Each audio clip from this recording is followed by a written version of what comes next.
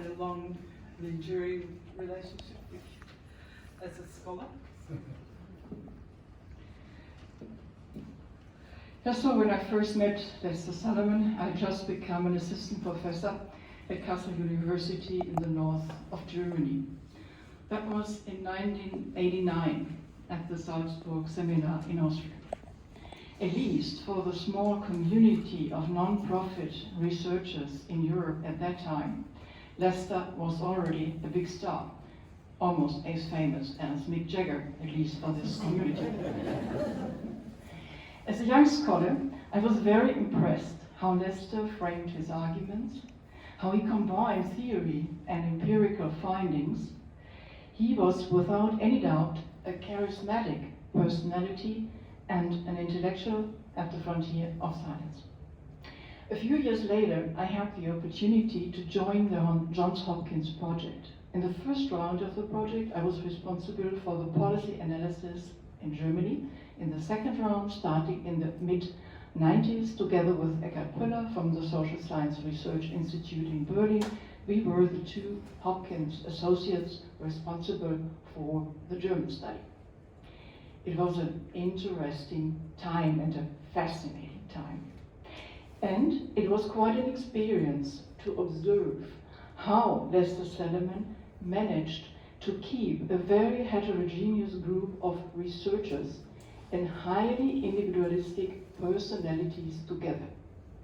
One technique I learned from Lester was to create an atmosphere in which everybody could speak freely, express his or her ideas, and finally had the feeling, I made it.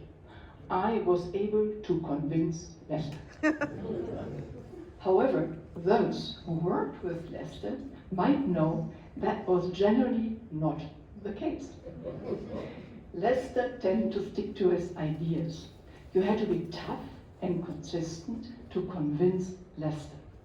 In the long run, sometimes it worked out. However, it took time. A case in point was the operational definition of a non-profit organization. It took more than 2 decades until Lester accepted mutuals and co-ops as a legitimate variant of non-profits.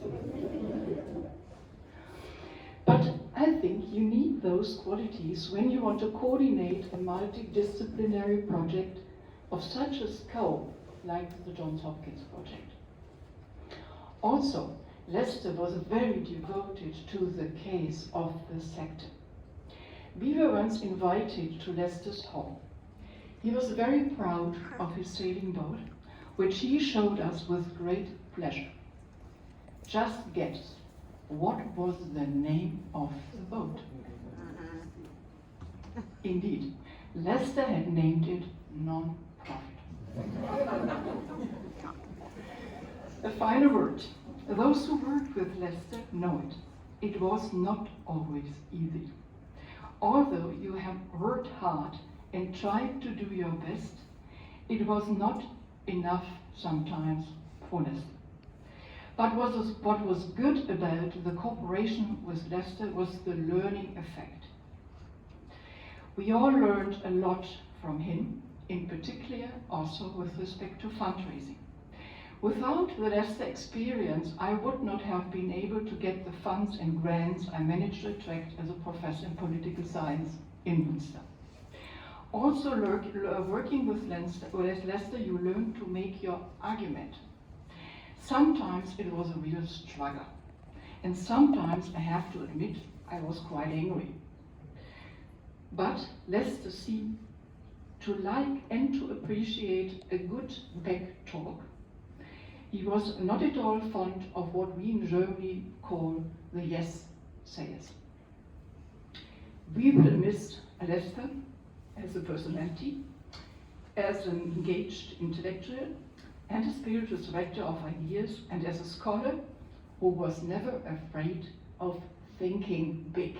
And I hope that those who will win the further awards of the emerging scholar will do the same. They're going to think big. Thank you.